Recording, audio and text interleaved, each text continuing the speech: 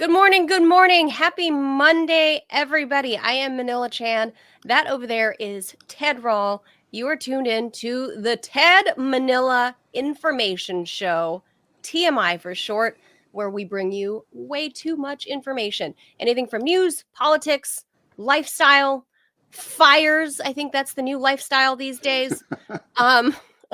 What the kids are up to, what the orcas are up to, the occult. Orcai. Anything. That was anything. One orca, anything. 2 orcai? No, because I thought that was only for like when it ends in US, like cacti, cactus. No. Like really? amoebae, AE. Really? Mm-hmm. Yeah, it's a Latin thing. No kidding. I dropped out of Latin. Plural of something that ends with A, if it's Latin, is AE. That's pronounced bi? Amoebae? I always just said amoebas. Well, we talk about amoebas on this show, as you can see. True. And protozoa, yeah. Protozoa. Cytoplasts. Sure. Ends in an S. Yeah, you can never have too much information. That's what we believe. So if you're looking for a straight-laced, button-down show, this is not going to be for you. Stay anyway. It's cool. Stay, yeah. We won't tell anyone. Give us a chance. Give us a chance. It'll be our little secret. But lower the volume because we do, drop F-bombs here and there. Hopefully not gratuitously, Ted. It is all probably gratuitously, mostly. Yeah. No, we're working on that, especially me, because I have a little one in the house, and yeah, it's a whole thing. All you parents know.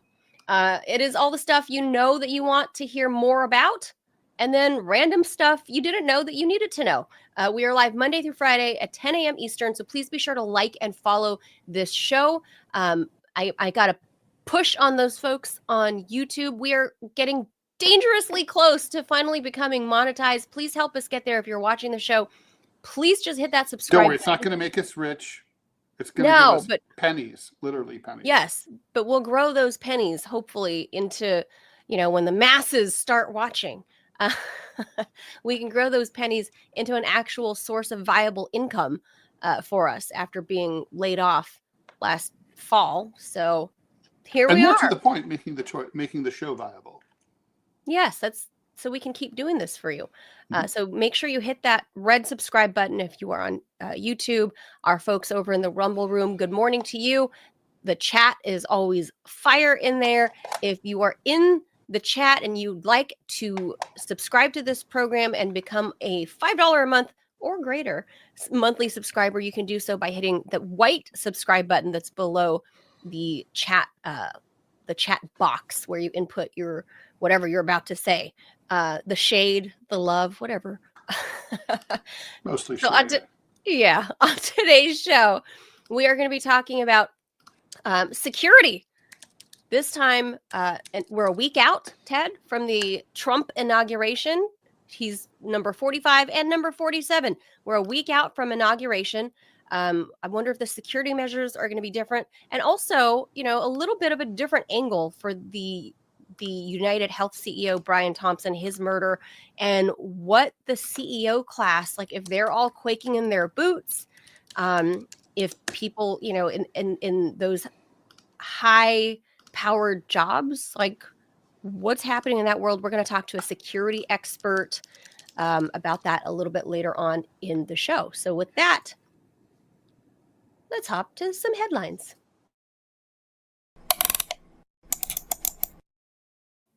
The death toll from the devastating Los Angeles wildfires has risen to 24 over the weekend, with more than 10,000 structures inside the city's metro area damaged or destroyed.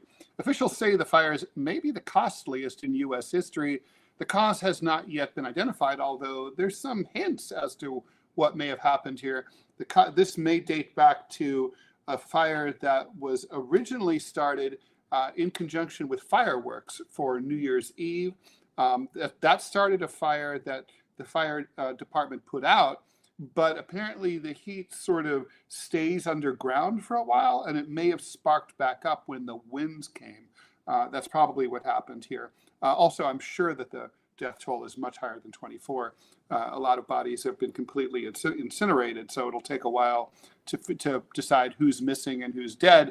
The two primary fires currently are the Palisades fire to the west and the Eaton fire on the east side of LA. The former, around 10% contained as of this morning, destroyed the affluent Pacific Palisades neighborhood and left parts of nearby Malibu and Santa Monica under evacuation orders. The Eaton fire is about 30% contained, but has burned through the suburb of Altadena and surrounding areas. Strong Santa Ana winds blowing west from the desert down the San Gabriel Mountains are expected to return today and tomorrow, threatening to spread the flames toward the city. So that's fun. Yeah, that's like incredible to see all of that, Ted, and but also incredible to see. I'm gonna roll that video back just a moment ago.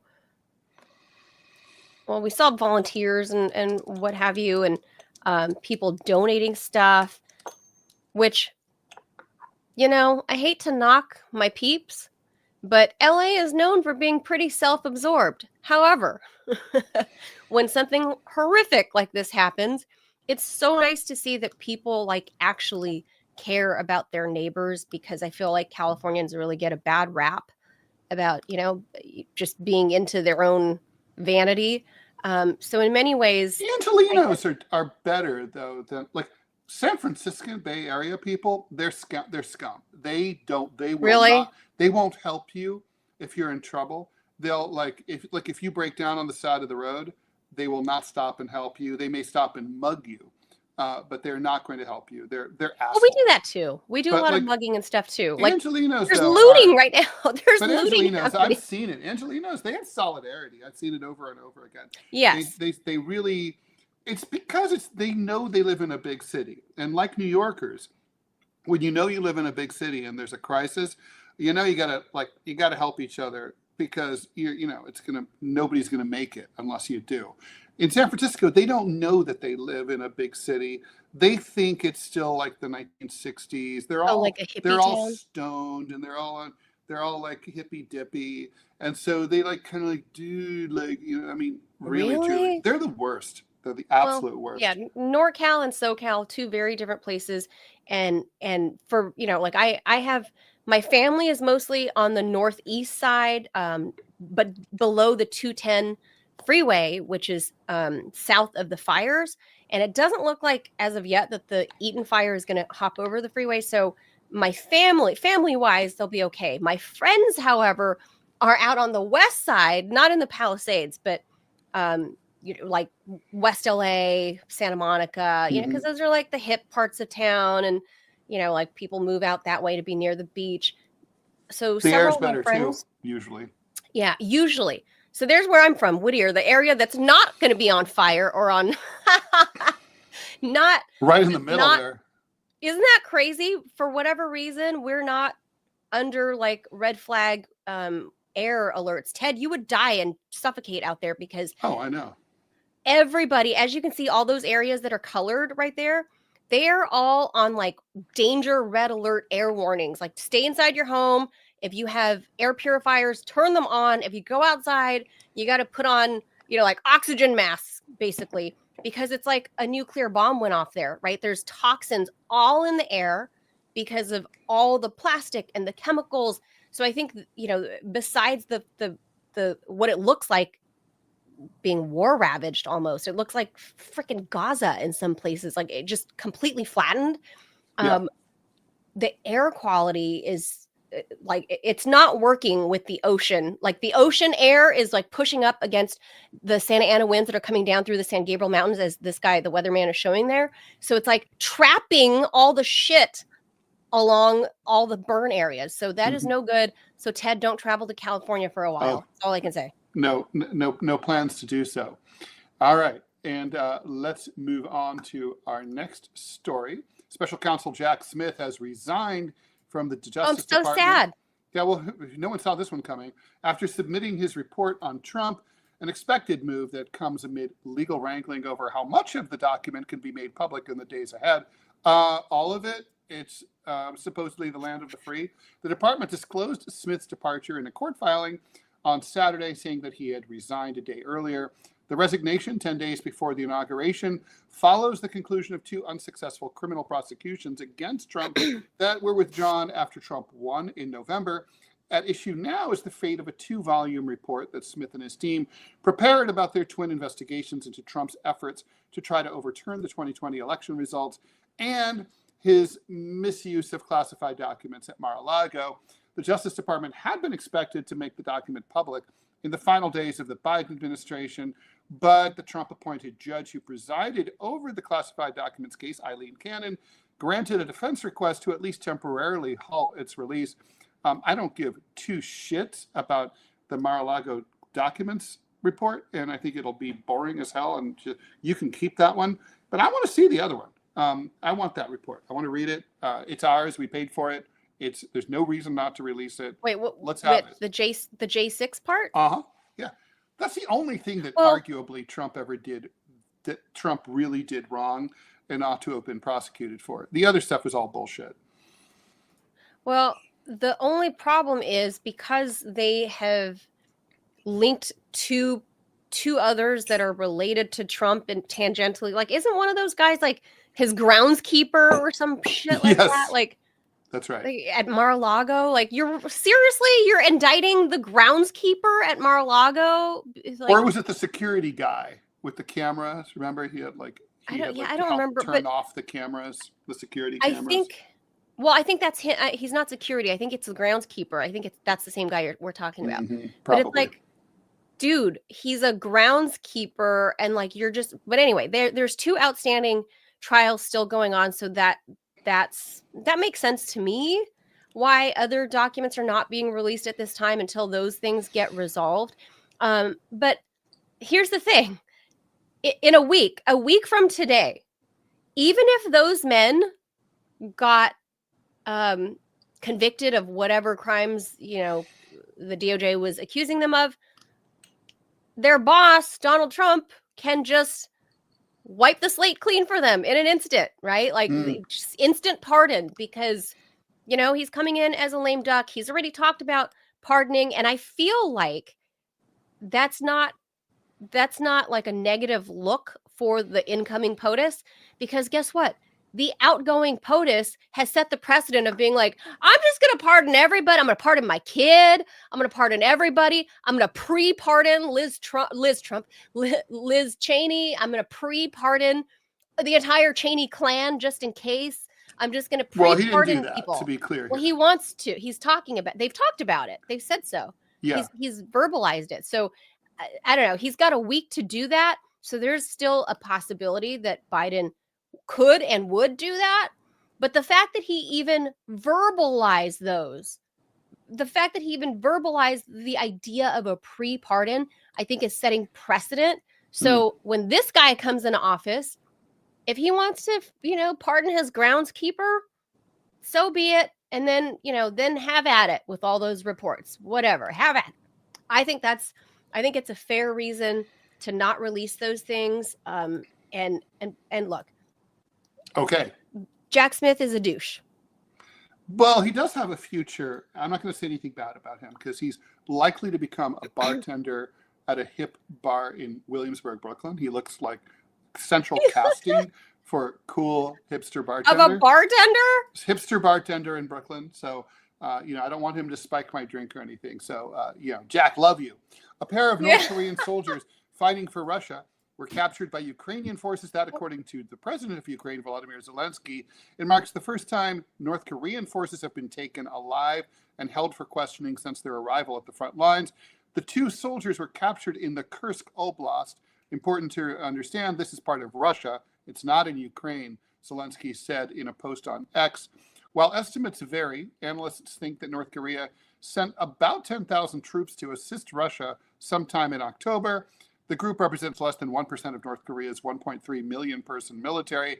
Although how effective or good they are in combat is unknown, since the country hasn't had a war since 1953.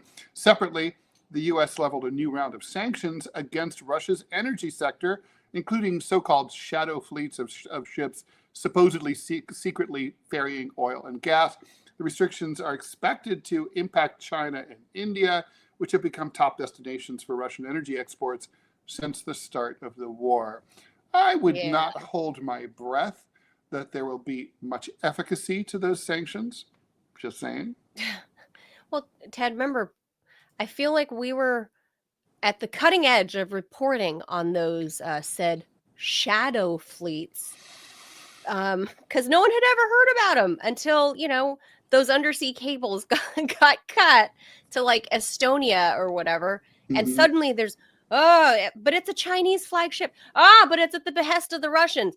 But it's, like a Caribbean island flagship owned by, some Greek bazillionaire. Yeah, but it was at the behest of the Russians. So, everything the shadow fleet is at the behest of the Russians. Post-nasal drip is at the behest of the Russians. I believe the pneumonia I had and still recovering from, the behest of the Russians. They have no mercy. They're everywhere. I just think it's interesting that the Russians are catching shit for, getting their North Korean allies to come help them kick the Ukrainians out of Russia. It's out of their own land. Russia. They're in Russia.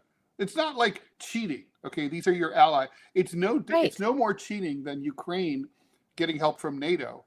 I mean, really. Yeah, that's exactly it. Like, it is this is Kursk is Russian territory, and people are making a big hubbub about North Koreans being there.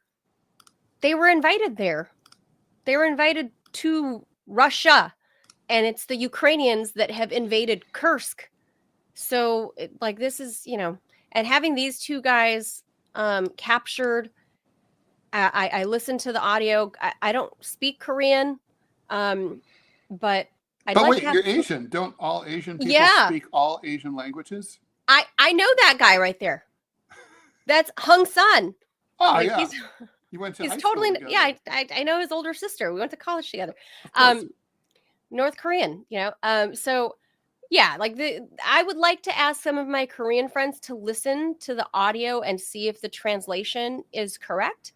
That often is not the case. It's a good point. Yeah, I would like to have my own Korean friends tell me if what they're printing there is real or not. I don't know. Mm-hmm. But allegedly these two guys, one of them says like, I want to go home. I'm a POW. The guy that's laying down is like, I don't know. I would like to stay here if I can. If not, depends on this guy. I don't know. Whatever my orders are, if I'm told to go back home, then I guess I'll go home. But I don't know. They claim that these soldiers didn't know where they were, that they didn't know what they were fighting, that they were told they were doing military drills in Russia. But that's all. Well, who knows? All right. Yeah, we don't know. I'd like to hear real translation because I don't trust the translation coming out of Ukrainian, Korean allies. No, I mean, I've been burned by that a few times. There was the very famous, after 9/11, there was a video that was leaked of Osama bin Laden talking to some of his buddies about 9/11. Mm-hmm. And the translation basically had it like the headline was bin Laden admits responsibility for 9/11. And when you actually got the translation from like Al Jazeera, no, he did not. He said that in the translation, he says, basically, as an architect, I was surprised at how quickly the buildings came down. I couldn't believe they were so shoddily constructed. It's is that what bin Laden's trained profession was? Yeah, he was an architect. Mm-hmm. His whole family is a family of architectural designers. I mean, the space at the where they have the Hajj with the big cube, right? Where so that's a whole complex that the bin Laden family, very close to the Saudi royal family, they designed that. I mean, can you imagine what an incredibly high profile, they designed Mecca. Yeah, basically. So the bin Laden family's a bunch of architects? They're a bunch of architects, yeah. Yeah, basically Oh my God. they're like Trump, kind of like they're developers and architects. No kidding. I did not know that. I knew that he came from a wealthy, well-educated Saudi family, but I didn't Mhm. know that that it was in particular that. Yeah, no, Wow. that's the story. So he said like so most of the interview he just talks about like, no, I just couldn't believe that fucker came down so fast. You know, I So thought he that was wouldn't speaking happen. professionally, like, That's right. And he doesn't ever say like, wow. I knew this, we were, you know, man. He does say like, good job, you know, but he doesn't like, but he's not saying like, oh, I knew, you know, I signed off on this. You know, he never said that. That No kidding. to this day, there's really not really much solid evidence that he was behind this. And I kind of think what really happened here is that Al Qaeda, Khalid Sheikh Mohammed, those people, they basically told him probably before it happened, like, hey, we've got something going on, as like a gesture of respect, because he was Yeah. very respected following the anti-Soviet jihad in Afghanistan. He was very beloved in like the world of radical jihad. But I don't know that he was like the guy the mastermind who Right. planned it. It's more Well- like, it's sort of like if I say to you, hey, I've got a new book coming out, which I do. And it's like, but that doesn't really mean you're responsible. You didn't tell me to write the book. You didn't finance it. You didn't have any part in writing it. I just told you. Knowing that something's going to happen is not the same thing as being in charge of it. Speaking of plans, Ted, on the screen, I paused it there because I don't know if these are like attack plans from North Korea drawn on draft paper. But or this might be like somebody explaining what the attack drones are, Mhm. because based on the video that I've seen, you know, going into this topic, it looked like the young North Korean men, seeing the attack drones coming at them, had never seen anything like that before. Mm. They looked bewildered. Well, why would they? I mean, how would they, you know, like, yeah. So it was just very strange. They looked bewildered, like they'd never seen this kind of technology before. And they hadn't been told about it, I guess. Right. Yeah. So I think that's what we're looking at is less plan and more of like description to their superiors of like, here's me and, you know, like our formation, and this thing came flying out of the sky. It looked like this. But very, very strange story overall on that one with the North Koreans and how it's being presented in the West. Okay, let's move on. Speaking of strange stories, on Friday, the Supreme Court appeared poised to uphold the congressional ban on TikTok, largely dismissing the app's argument that it ought to be able to exist in the U.S. under the First Amendment's free speech protections, and agreeing with the government's concerns that it poses a threat to national security. Put simply, the justices seem to think that national security is more important than free speech. Congress doesn't care about what's on TikTok. They care about the expression. They don't care about the expression, claimed Chief Justice John Roberts during questioning, clarifying that's shown by the remedy. They're not saying TikTok has to stop. They're saying that the Chinese have to stop controlling TikTok. Although, you know, look, that's sophistry, right? I mean, if you force a sale, that's assuming that there is a buyer.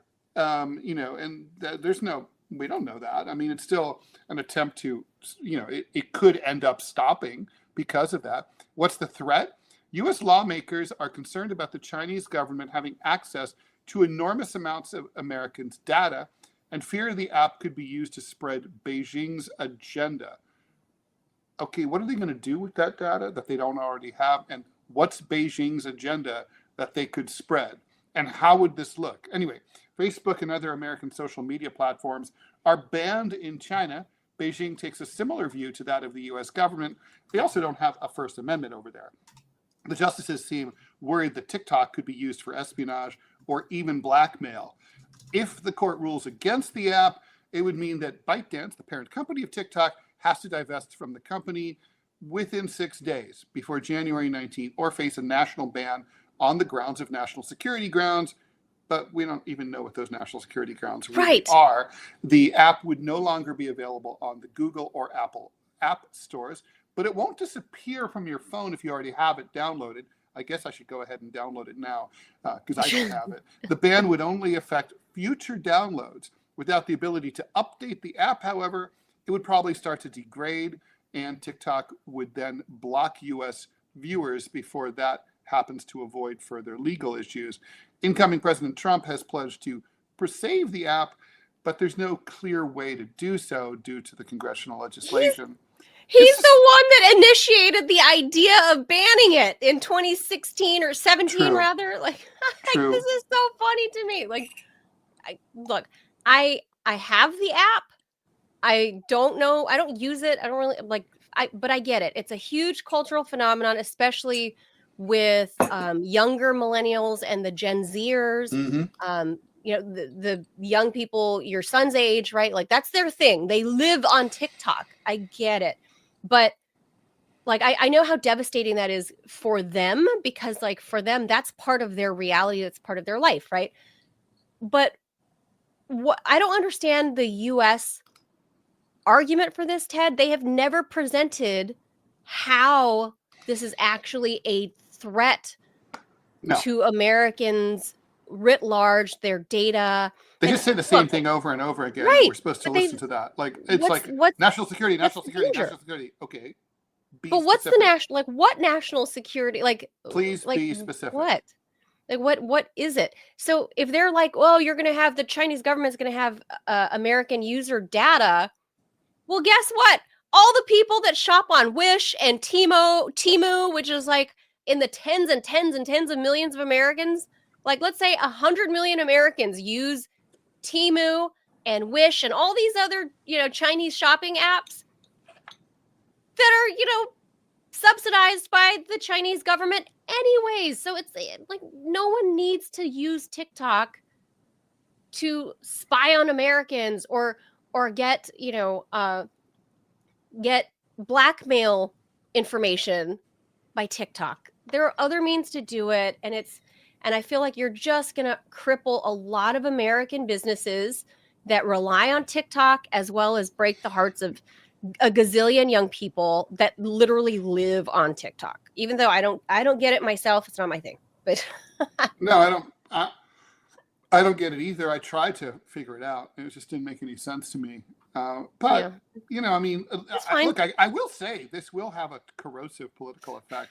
I mean, young people are already questioning of the political system, and that this will just reinforce their view that like the political system is run by the olds who don't get it or don't like them, and don't take their concerns or their opinions seriously, right? It's like we're going to do whatever the fuck we want. We don't care that you guys like or in some cases make money off this platform. Like fuck off. Right. Like just make some sense to the olds like us, Ted. If you're going to say national security, at least present to us how and why. Me personally, I don't give two shits about TikTok. Like me neither. Prove it. All right, let's. But I still want to know. Prove it. All right. Not only are killer whales the largest of the dolphin family, but they're also recognized as one of the world's largest powerful aquatic apex predators. But did you know that they can speak? Over time, the toothed whales have evolved to swim up to 40 miles a day. They can hunt on land and are actually in possession of the largest marine mammal brain. Here's something that you may not know about orcas, however. They can apparently copy basic human words like hello and bye-bye. The recording is part of a 2018 study published in the journal Proceedings of the Royal Society Biological Sciences, which saw experts from Germany, Spain, the UK, and Chile documenting how they discovered that orcas can mimic human language. Joseph Call, professor in evolutionary origins of mind at University of St. Andrews and co-author, explained that the researchers initially wanted to find out how flexible a killer whale can be when it comes to copying sounds that they aren't used to. We thought that would be really convincing is to present them with something that is not in their repertoire. And in this case, hello is not what a killer whale would say, he said. The team carried out the research by first training a 14-year-old orca named Wiki to copy 3 familiar orca sounds made by her 3-year-old calf, then exposing her to 5 orca sounds she'd never heard before. Finally, Wiki heard a human make 3 orca sounds, then 6 human sounds, including hello, Amy, aha, 1, 2, and bye-bye. After listening to Wiki's responses, the team found that the orca was able to quickly copy the sounds, including nailing 2 of the human utterances on her first shot. Recordings of Wiki capture her attempts to mimic the human talking to her, and while admittedly some of the attempts sound like they come from a goblin, others are eerily accurate. Listeners have been left unnerved by the recordings, with one viewer saying the hello sounded demonic. It does not. Okay, let's play it just real briefly. A couple human words coming from Wiki. I don't particularly find her chortles or whatever talking. She's talking. She's not talking, but okay, She is talking. She's not scary. I'll just say that. She is talking. It doesn't. I find it kind of cute personally. Hello.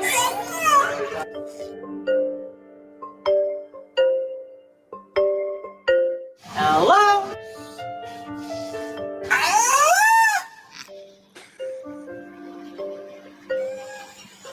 Cute. 1, 2.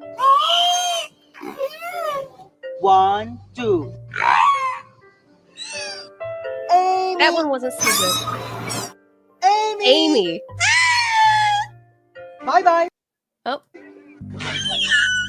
Bye. I think Amy. It doesn't sound scary. It sounds kind of like a baby or something.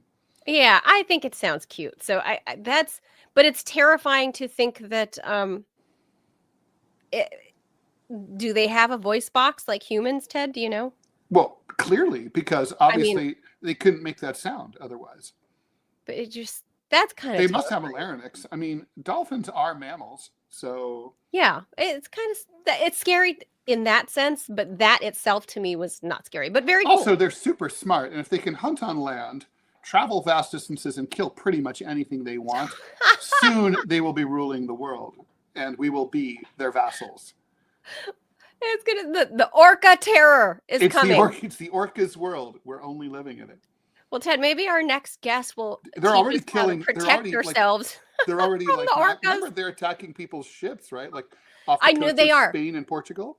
They are, but that's because people are being assholes, like like jet skiing around, right? And the orcas are I'm on like Team Orca when it comes to jet skis. I hate jet skis. Me too. And then the orca mamas, and like me, like I'm a mama bear. Like I will swipe if somebody gets too close to my kid. That's what's happening with the orcas. Like you said, they're mammals too, and they're protective of their young. And so off the coast of Spain, all these jerks are cruising around too close to their habitat. And they're just knocking them over off their little, and little I think cruisers. they've actually sunk some ships too. Yeah.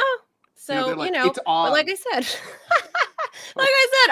our security expert guest, that's I think his future. He's gonna need to figure out aquatic protection from like in the water onto land when the orcas learn to talk and take up arms and get opposable thumbs. We're done. We're done for. Just all right. Let's bring him on. All right. Let's. Jaws. So rather than be followed by the expressions of sympathy and shock one might usually have expected in a situation like that, the murder of United Healthcare CEO Brian Thompson here in New York was also greeted with ridicule and even approval by a substantial portion of the public, worried that copycat killers might take that response as a cue to replicate the alleged actions of accused shooter Luigi Mangione. CEOs and their companies are reconsidering their security measures with the inauguration just days away. How does this new climate inform the security landscape for that very high-profile political event? And back to the CEO front, are they paranoid or are they actually really at increased risk now? What can they and ordinary people worried about their own personal security do to make themselves safer?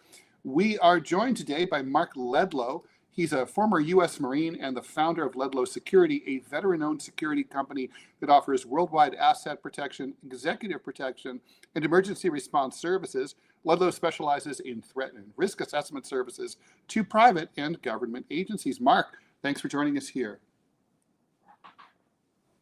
Oh, I think, hold on, Mark, we can't hear you. Your microphone is muted. I know you said you had all this stuff set on autopilot, so we'll let you figure. We unfortunately have to figure it out as we go live on air, but that's fine. That work? Oh, there you are. I had to do it on my end. Sorry. There you are. A little bit of delay, but welcome to the TMI show. And you heard us, talking about all of this. You're a security expert. You're an ex-military guy.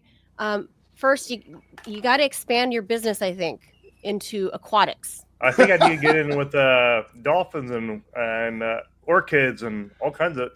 Wow, the scientific and biology behind that was pretty crazy. You guys did a cool deep dive in that, and hearing them talk and say No pun hello. They're crazy. The way they drown. Fascinating, they isn't can it? drown whales. They gang up Wow. on whales. They do. Around them. Well, there's whole new research now on these orcas. And I know we're going like way off any wheelhouse here, but these there are new orca gangs that are forming in the water. Normally they don't hunt like that, but this was like they're gangs, like they're adaptable gangs. Yeah, it's wild. It's crazy what's happening in the water. So I don't know what's happening with literally what's in the water, but those orcas are becoming increasingly dangerous, and they never used to be dangerous to humans. And it's not the case anymore. Okay. Right. There you go. Great combo over there. I enjoyed that part. That was like, I never thought about that. Yeah, right? Like, oh, that's weird. Congratulations on you guys' show. Looks like you're on episode 55. That's right. We are. Cooking right along. I remember 55 like 4 years ago. Humming along. Aw, humming along. Well, okay. So we're here. Literally, today's Monday. We are a week out from the Trump inauguration. Obviously, we're on the heels of two attempts on his life. So I'm gonna put this video up from his last inauguration. We see this. I mean, do you think, first of all, looking at this in downtown DC, right in front of the DOJ, that's where that is. Do you think we're going to see this again this time around? Because that looks kind of unsafe, if you ask me. I hope not. But Trump being Trump, he's his own man. And I don't think anybody's going to tell him what to do. And if he feels he needs to do that to connect with the people that voted for him, that's what he's going to do. And I think I have heard, I listened to Dan Bongino quite a bit, and he's concerned about his safety that week in Washington, D.C. Look, the Iranians want to kill him, badly. And, he said, hey, if we don't have the hostages back on the day after I get inaugurated, there's going to be hell to pay. When Trump says something, he means it. And so I think the Iranians are aware he's going into office, which is our probably biggest adversary. And I let the girl named Sarah, she's a CIA expert, on, I think it was on Sean Ryan's show. I'm a big follower of Sean Ryan, Navy SEAL. And they were talking about the ISIS issue coming across the border. And I heard this. This is what they're saying. I don't know if this is true, but this is what they're saying. There's like 1,000 ISIS terrorists that crossed the U.S. border in the last 4 years. And so with that being said, you have the lone wolves, copycatters that want to be, social media famous, like the guy that shot the CEO. Or there's the situation in New Orleans, right, where it's an American. Absolutely. He didn't cross any border. He's been here all along. Right. Self-radicalized ISIS. Absolutely. Well, when you doing having the security service that you have, like if you were in charge of this, what would you do? Just looking at that, I mean, what would you do? You have to build up layers. You have to have layers of circles. Internal circle, and then layer it all out. And you have the Secret Service, of course. Internally, that's what they do. And then you have I go with the State Department. And then you have to, privatize the extra outer layers. And I would say I'd be calling the DoD, Department of Defense, and the Pentagon, saying, "Hey, deploy the special forces, get them on the rooftops, get them on standby, get them plain clothes, being nondescript." I'd be using the special forces and the military like they have never seen before in DC. That's my thoughts. That's my theory. And I think I heard Dan Bongino mention, hey, we got to deploy special forces to supply adequate enough support for the inauguration next week. We have to. It's going to be, trust me, I think it's going to be, there's a lot of people that do not want Trump in office. Why? Because he's going to shake things up, obviously. We all know that, and that's what our foreign adversaries are afraid of. And so I think it's going to be we're going to lock that place down next week. You're not going to be able to get in and get out. I think it's going to be so tight. But my theory is I would deploy the special forces, bring them all home for the week, take them out of deployment, and I'd have your best in there, and they'd probably deputize them. I'm not sure how they do that there. And then I know the Secret Service, God bless them, they're overworked right now. They're stretched out, and with what happened with the last shooting, a lot of people have resigned. So leadership has resigned. So I'm hoping the administration finds somebody that's suitable to protect the presidency, the actual position of the presidency of the United States of America, because it is the public figure of who we are, regardless if it's Biden or Trump or whoever else has been. But being this, Trump got reelected by the people. He won the general election. It was by a landslide. And the popular. And the popular, exactly. He won it. So there's nothing to sue. There's nothing to litigate. Mark, he's the chosen person. Yeah. Look at this massive people. Like for me, having been a DC reporter for 10 years now and seeing how this stuff is done, I get the sense that that bulletproof glass that's in front of Trump the first time, I think it's going to be taller this time. Absolutely. It has to be. But when you look at this crowd, I mean, there's no way that they can search everybody that's coming through there. There's no way that it's just, you can't. There's like millions of people descend on DC every inauguration, and having been on the streets as a reporter, and there's chaos actually on the streets. When I was out there in for the 2017 inauguration, I was there with all the rioters. We got, look at this. This is, obviously this is in front of, right? Like millions, there were out there. Rioters on the street, breaking windows and like starting fires in the parks and the trash cans, throwing things everywhere. It was complete chaos in the streets. And there was not a heavy police presence. And the few that were there, me just being there as a reporter, I felt unsafe because it was complete just bedlam, right? So if all the police forces are supposedly deployed to this, I mean, look at the masses of people. What about the rest of the people in the city? What about the rest of us when I feel like there's a good chance that there's going to be another riot or something from far left rabble rousers, the Antifa people, because that's who I saw last time. I feel like that's going to happen. Oh yeah, I guarantee that's going to be happening after Trump is back in the administration in the White House. You're going to see that. To keep an eye on the college campuses, and they are teaching those college kids an ideology that's not necessarily America first. And I think the college campus, Antifa, BLM, I think they're going to all re-strategize. Maybe kind of join alliance with the remember the October 7th massacre that took place in Israel. They all aligned with Israel. They're all protesting against Israel on the college campuses. So I think what's going to happen, you'll see a massive thought process or almost a religion created from the college campus base across the country. But however, think about this. I think Trump won a lot of college kids' votes. I think a lot of college kids are rethinking. They go, "Hey, all my friends that are working right now, they're hit hard." So I think we saw a lot of votes from the college campuses go to Trump that are independent. For him, do you think there's going to do you think because of that? And I can support that because he actually ticked way up on the youth vote and young males. He did, absolutely. Yeah, that's true.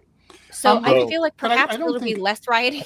I don't think you're going to look at that. You're going to see the college thing. I mean, I would say, I would sort of disagree that I think the left and liberals in general are pretty depressed right now post-election, and they're not like as enthusiastic as they were.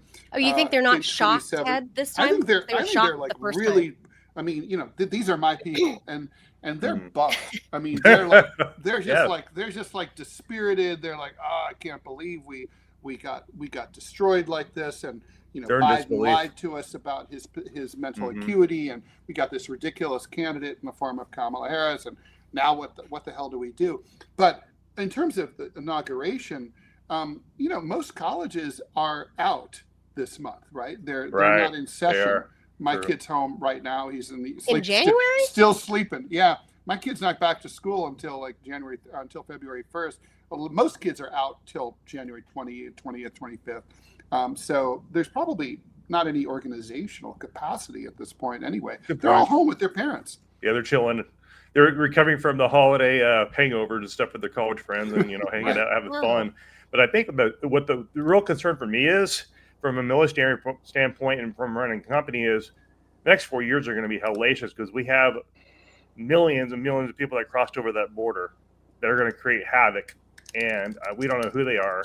And there's going to be a massive deportation taking place as soon as Trump gets in office, and we don't know who these people are. Probably the baddest of the baddest out there.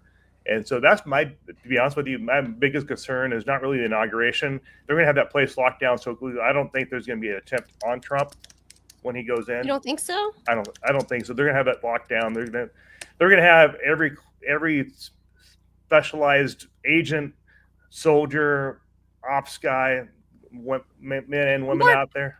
Mark, Yeah, you there act were like two. you act There were two attempted assassinations, one of which was really serious. right, but like, do you really think that the Secret Service, from top down, have really learned their lesson? Because we've seen them testify. First, the lady that was in charge, I forget her name, and so she finally she dug her heels in for weeks after the right. first attempt, dug her heels in. So she finally gets pressured to leave. Then the guy that replaces her, he goes in and he also digs his heels in and is like, we didn't mess up. We did great.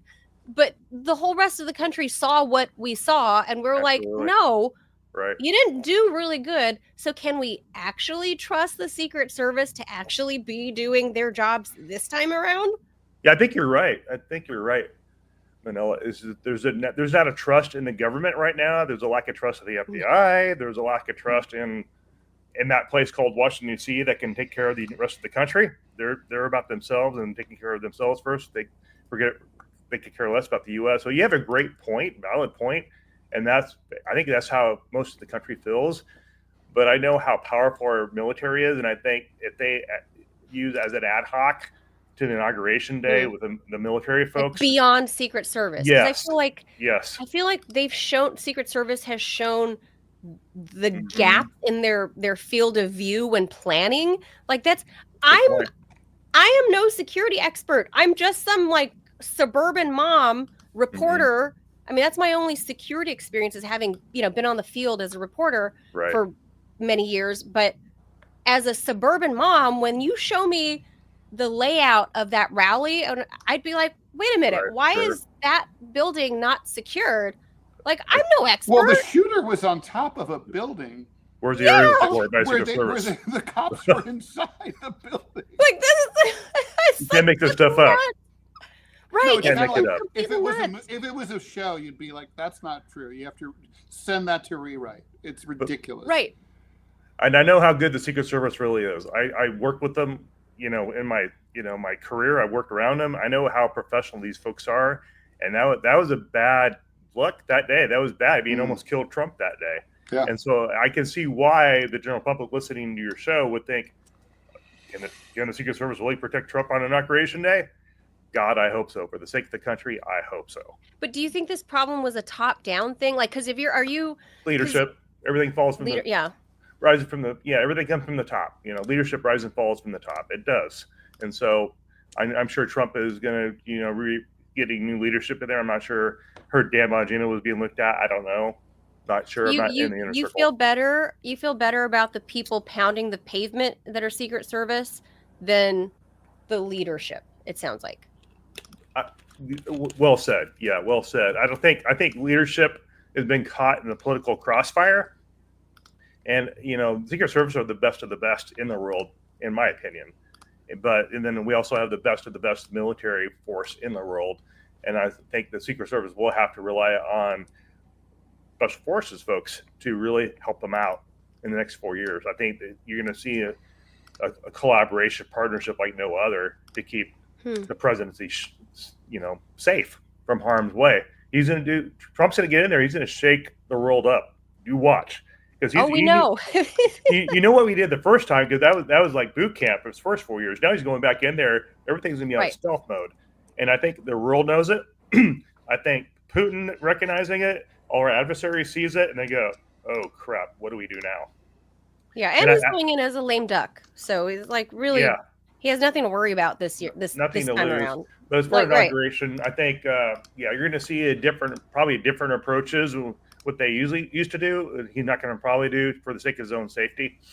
But it's going to be an interesting day. I think the whole world's going to be watching, because we're all anticipating something to happen because of what the Secret Service has shown us during his campaign. It's like, what the heck?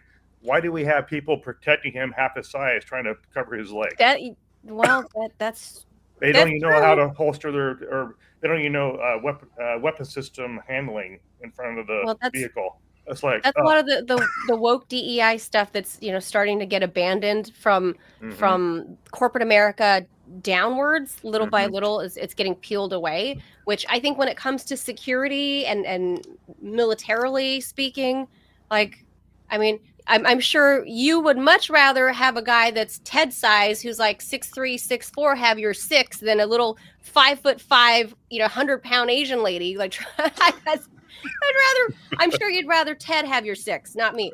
But I think that was the JV team that day with Trump in Pennsylvania. Hopefully I would like to think that after screwing up so badly, the Secret Service is looking to redeem themselves, and they're like putting out the word, we can't have anything like this ever happen again.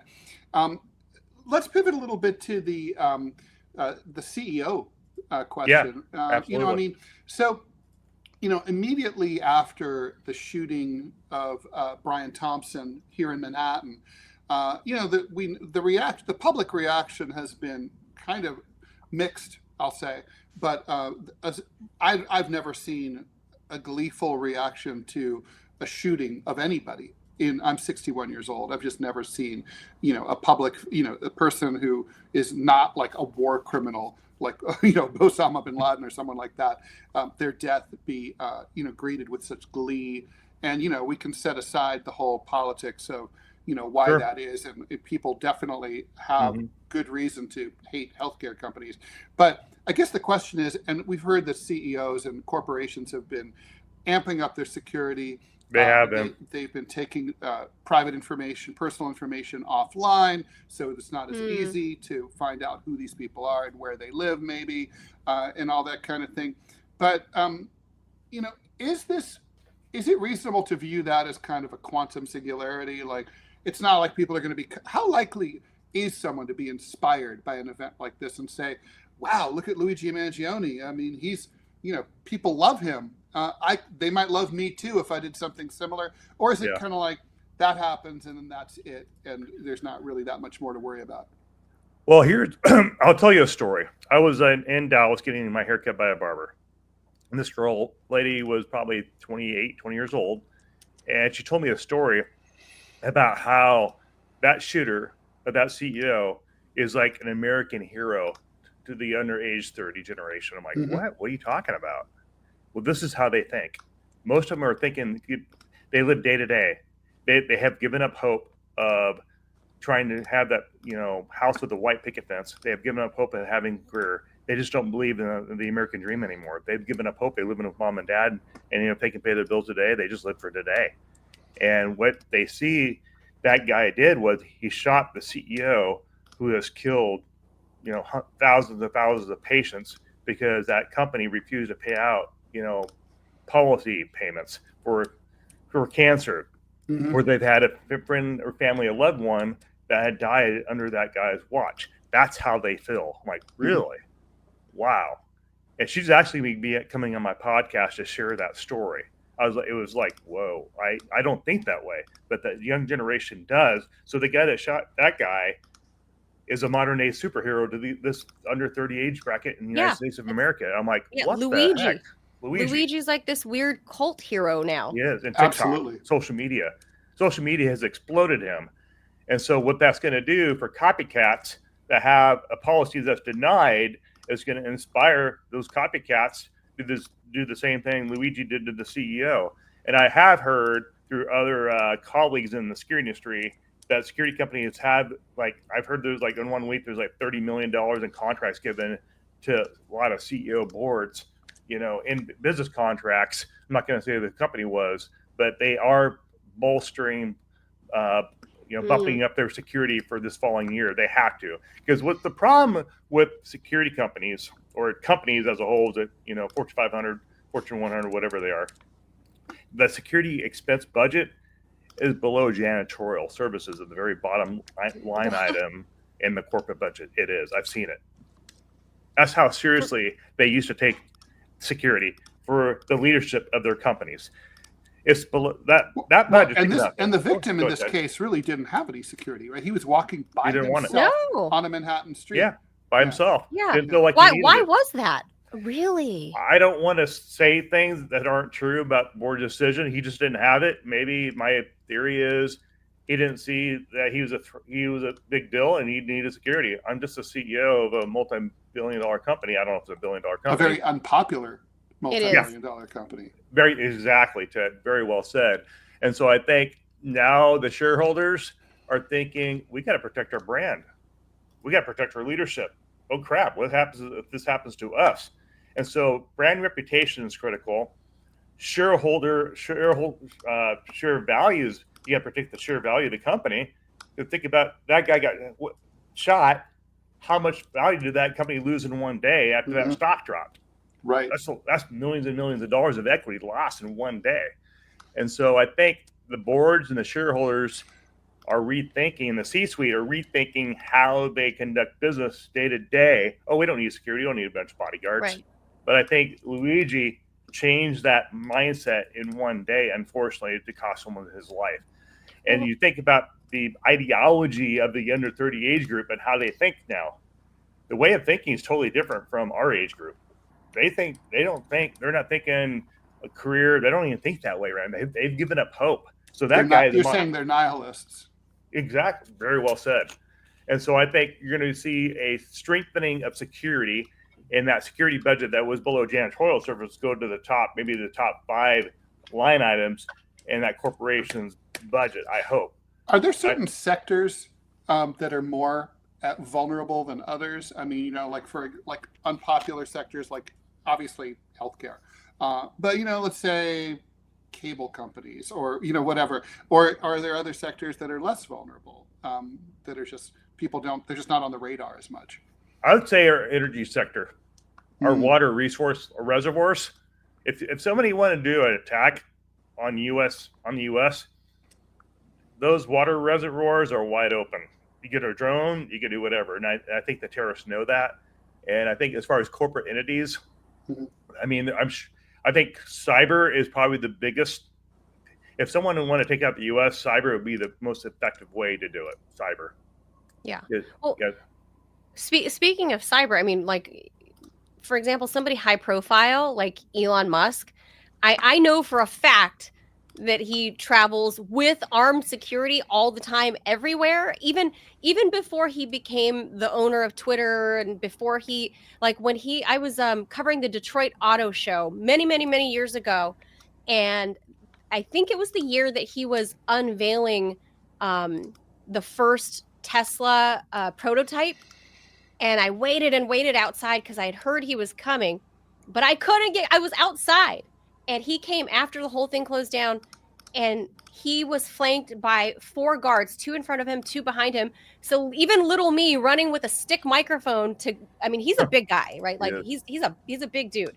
And even little me, I mean, they were polite about it because they could see I'm not a threat, but I couldn't get anywhere near him. So somebody like him, even back then, was wise enough to put security at top of mind.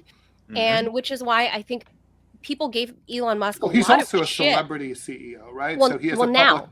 public. He always has been. He has No, a not public always. persona. Not back then. He didn't really blow up until after Tesla became a famous car Right. thing in the past decade.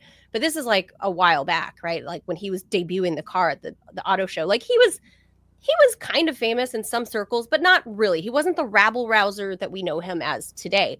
But he, even back then, traveled with 4 security guards. And then people gave him a lot of shit recently on Twitter, even before he bought it, when he was giving that kid, he was talking shit to that kid that was tracking his jet.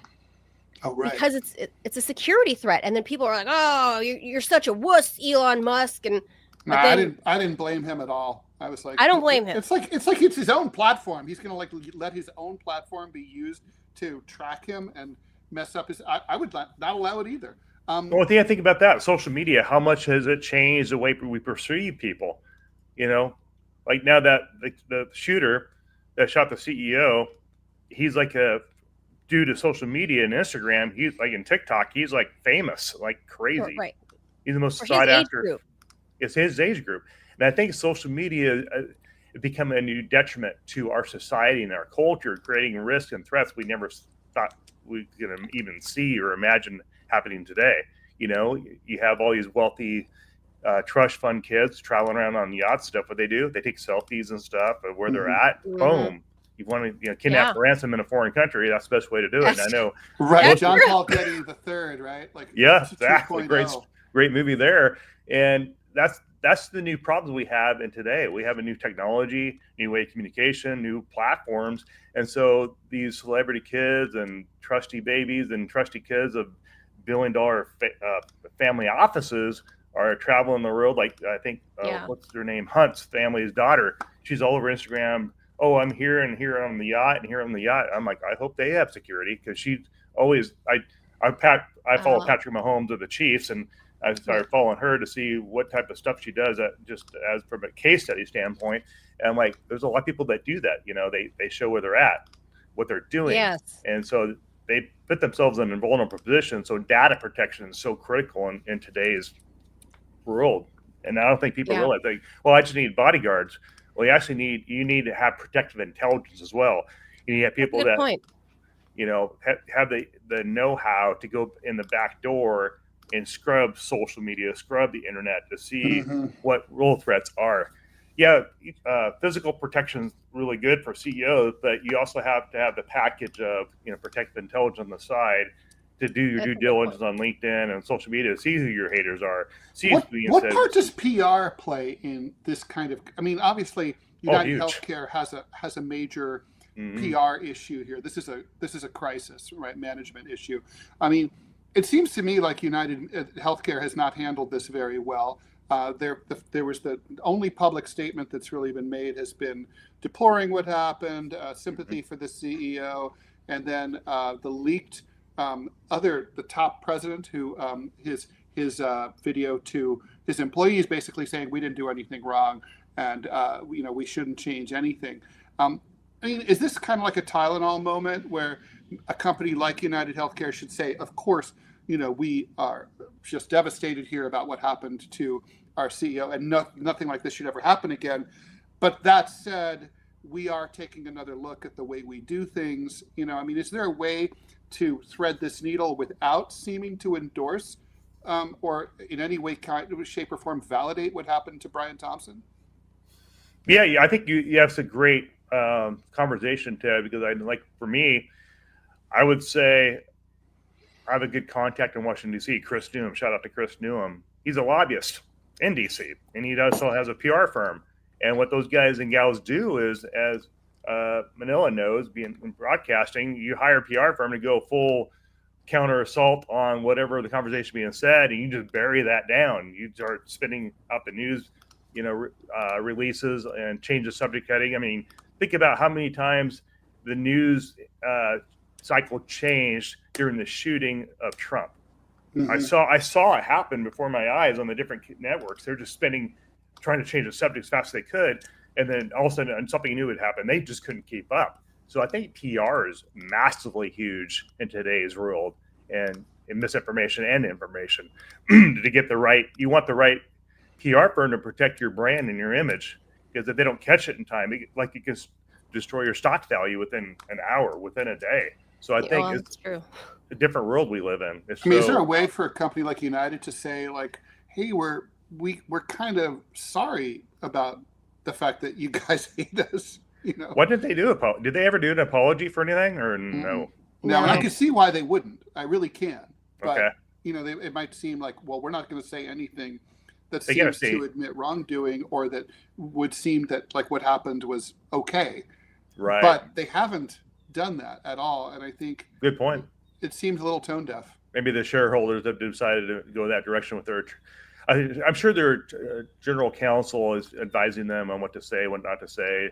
Well, a little humility would probably go a long way for them to revamp their image, right? Of like, hey, I get it. We've given the masses a lot of shit for your medical claims. We're looking at that from the ground up, you know, and then we're, you know, not just coming out and saying, oh, we're going to give all our C-level people armed security 24/7. You know, we're not going to do, like, that's the wrong approach. I could tell you from being in media, that is the wrong approach. You don't do that. You start with, no matter whether you mean it or not, you start with a humble sounding mea culpa and say, hey, we screwed up. We hear you. We understand why you all are mad at us. You know, we're looking at the claims one by one, but we have millions of customers. It's going to take time, blah, blah, blah. And, you know, even if they don't mean it, just the gesture of saying it, sounding humble would go a very long, be humble, show some humility. And, you know, then you can allow this, you know, the Thompson family to grieve peacefully if you put out those fires first. But like, you know, this, to your earlier point, Mark, about social media, like I agree that I think, you know, I'm a Gen Xer too, right? Like I remember I went all the way past college without social media. It was kind of amazing. How did we do it? It was amazing. Right. Like Facebook wouldn't even exist. By the way, I would not go back and I wouldn't either. I'm so happy that it's we didn't have it. Only God knows, Ted, the beer bongs and the shotgunning beer cans and stuff that I was a party to, that there's no evidence. No that's evidence. True. No recording, no photos. That's but right. You lived. That's back when you lived in the moment. Back then, you lived in the day. You actually paid attention to what your friends were saying. Now, you get around teenagers who are on their phone and they don't say anything. They're just texting each other. Yeah, that's what I was getting at. Is two parts on social media. Is one, it has changed how young people, their humanity, right? Like they're not like. That's why I would say Luigi, the shooter, the alleged shooter, is 26. So he's about the age of that gal you were talking about.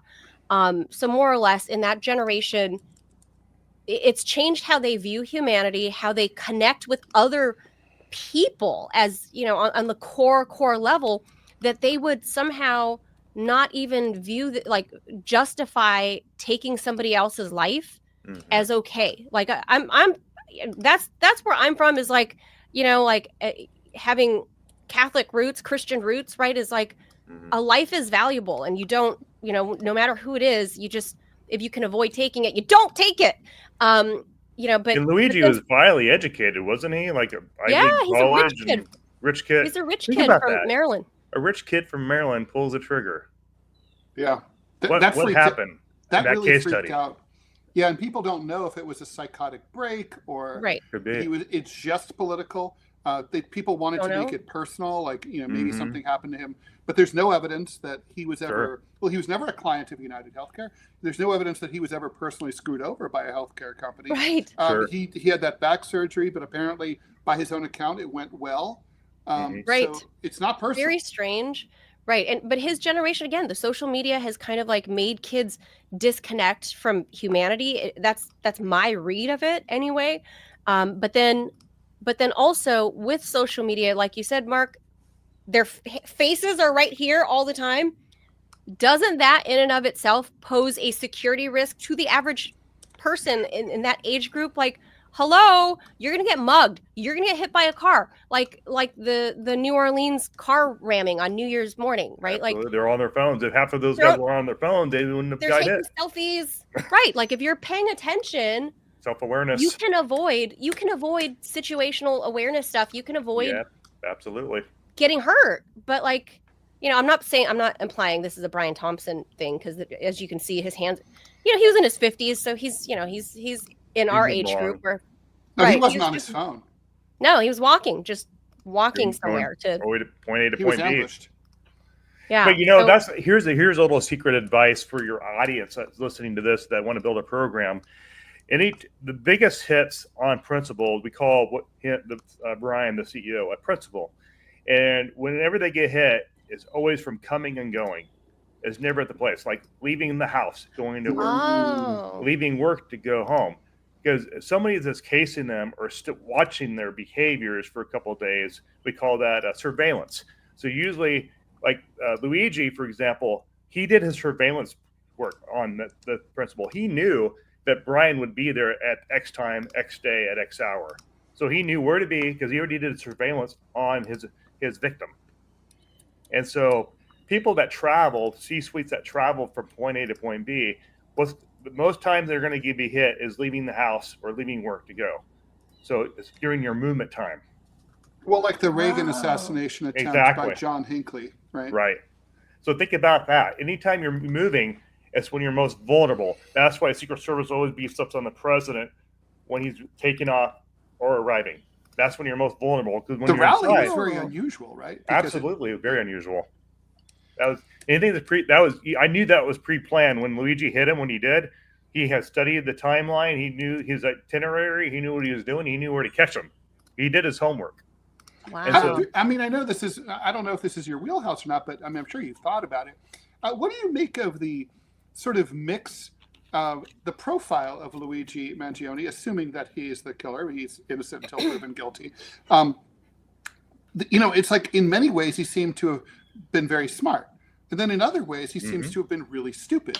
The smart stuff, for example, traveling from Midtown Manhattan up to the George Washington Bridge bus terminal, disappearing in there so that law enforcement would believe that he'd taken that to go to New Jersey, but then getting onto the subway, going back downtown, taking a train out of Penn Station. That's smart. But then he's at the youth hostel. And first of all, why stay in the youth hostel where people are going to see you every day?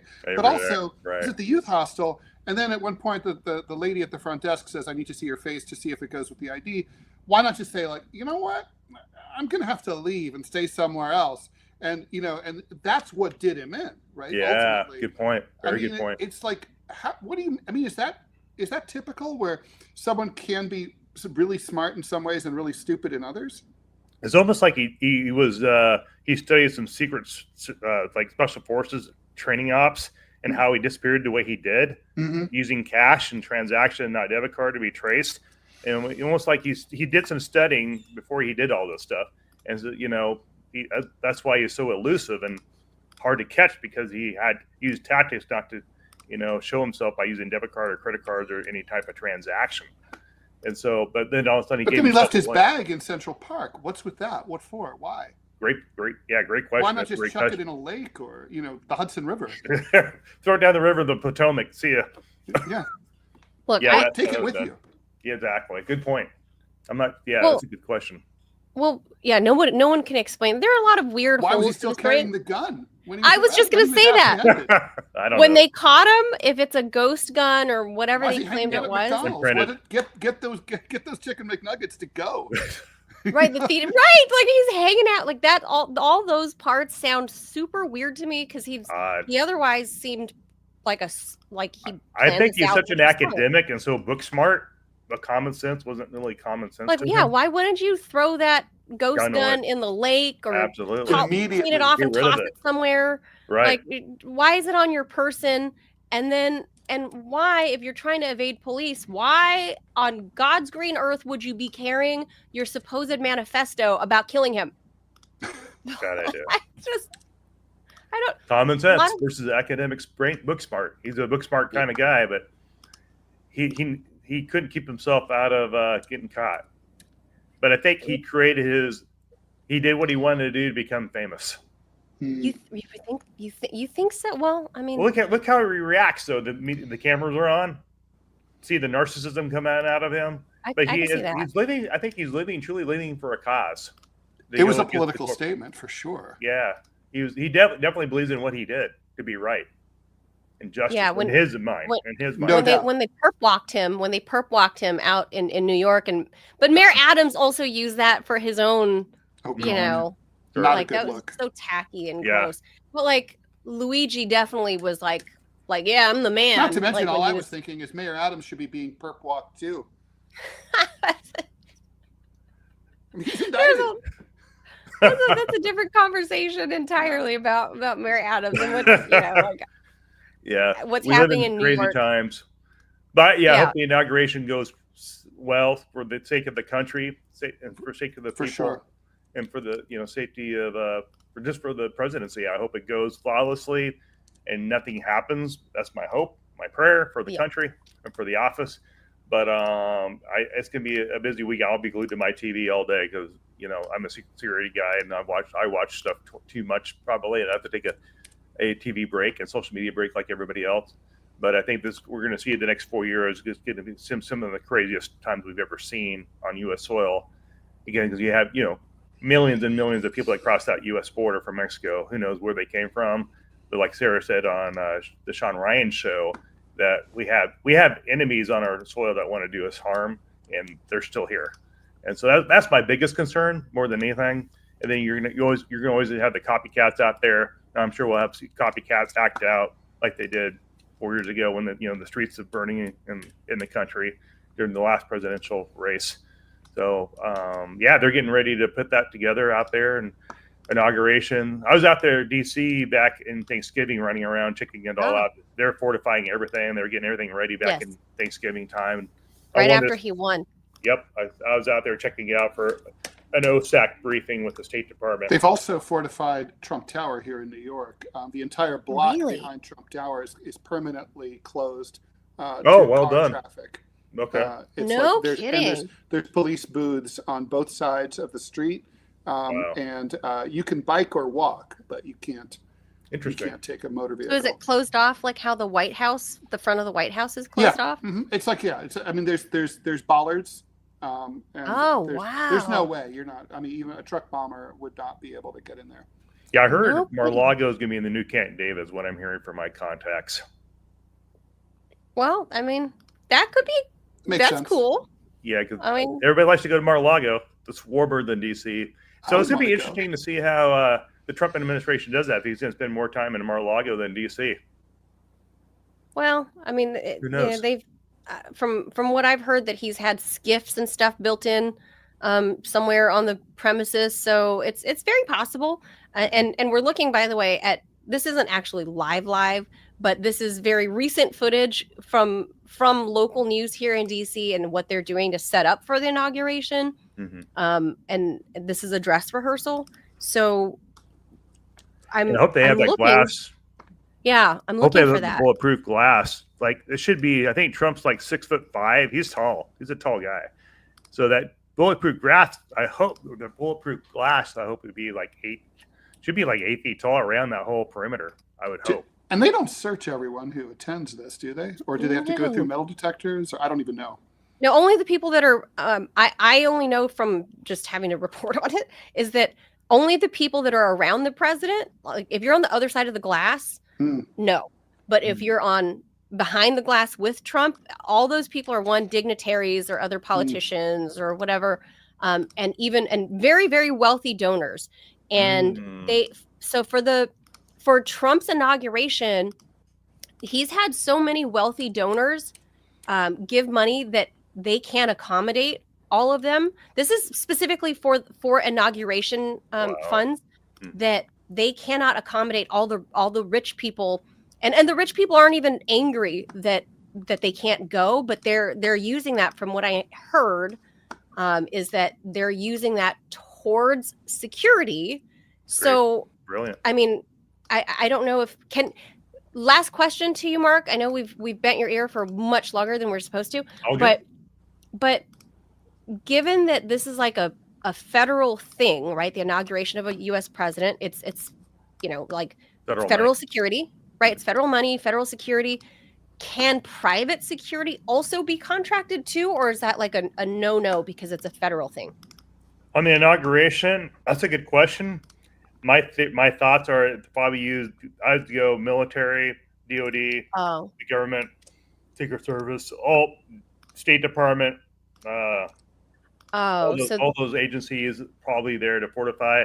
I don't think they would use private security internally, maybe externally on the streets and stuff. They keep eyes and maybe observation, maybe do the surveillance, maybe do that and report. But yeah, I don't see them using private security too much internally. I think that's all government folk, but I could be wrong on that, on how Trump's doing this time. Who knows? I'm not. Right. I'm not privy to that information.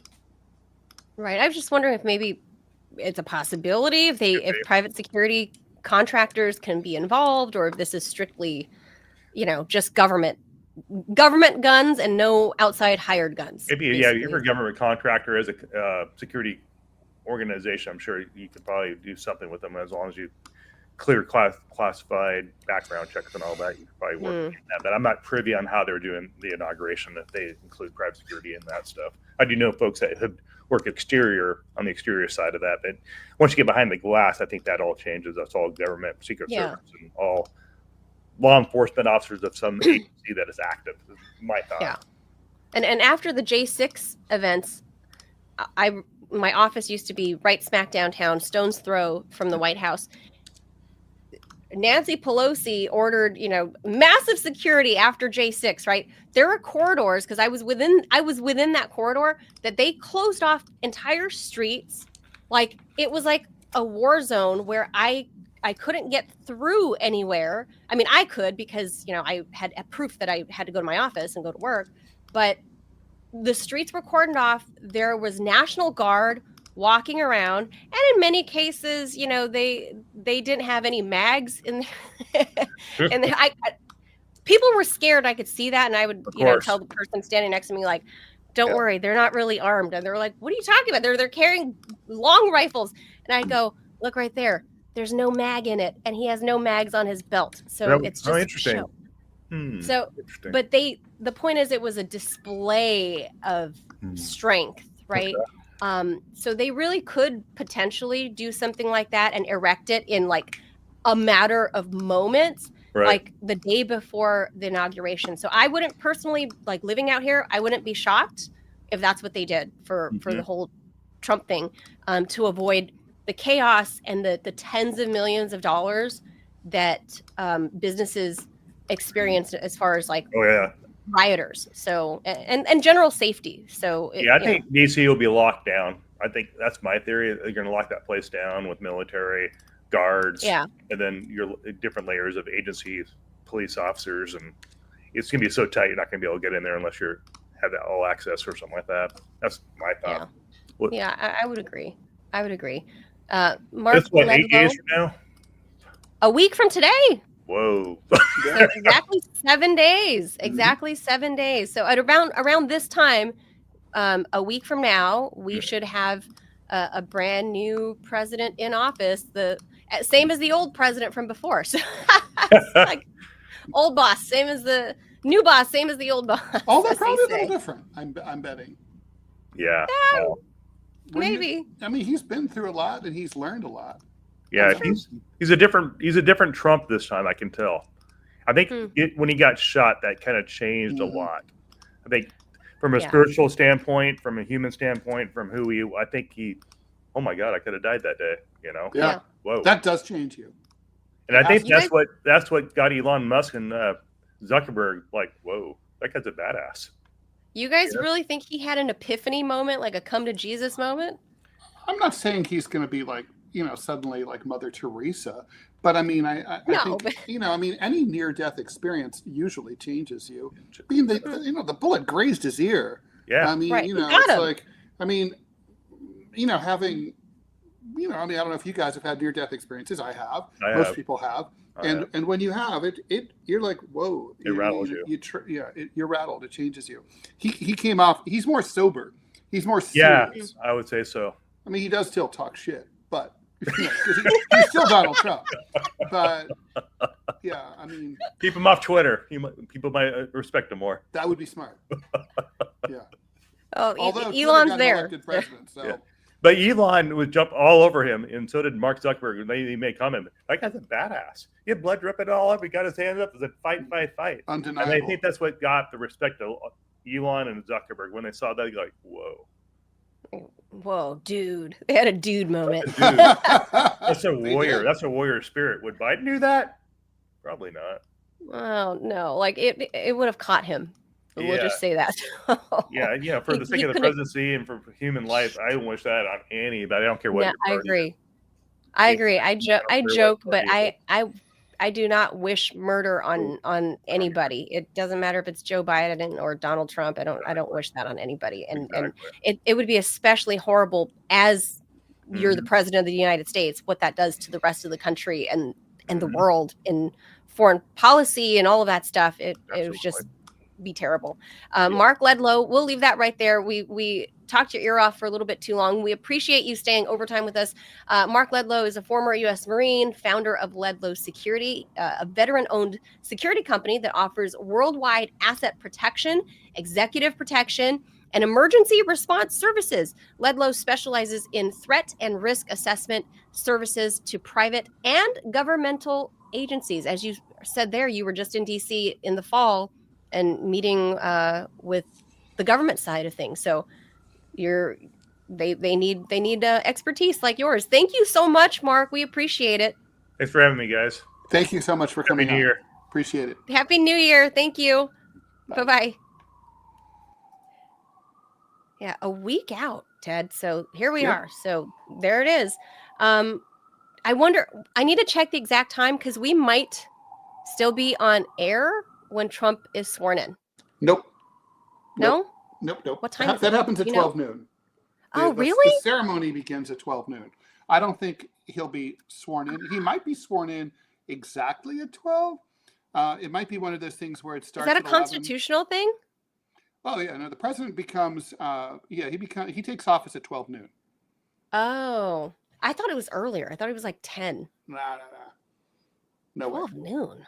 Oh, all right. Well, I guess we'll be off air, and I was going to say we could take that video live, but that's not going to happen. All right. Well, that's going to do it for us.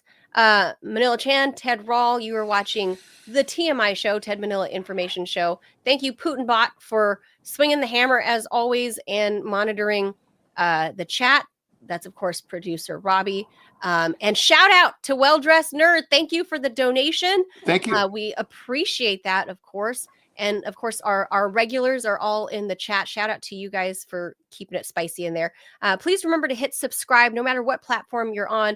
And if you're in the financial position to support the show, we greatly appreciate that. And if not, we appreciate you being our hype man or woman, hype a hype person, and sharing our stuff on your social media, because that's going to help us grow too. And then we won't be begging you to help support us financially, because then, the masses will do that because everybody's going to start watching, Ted. That's how this works. So let's do it. All right. Ted, by the way, you're on mute. So if you want to say bye, you better unmute. Bye. We'll see you guys tomorrow. Hasta mañana, everybody. Thank you.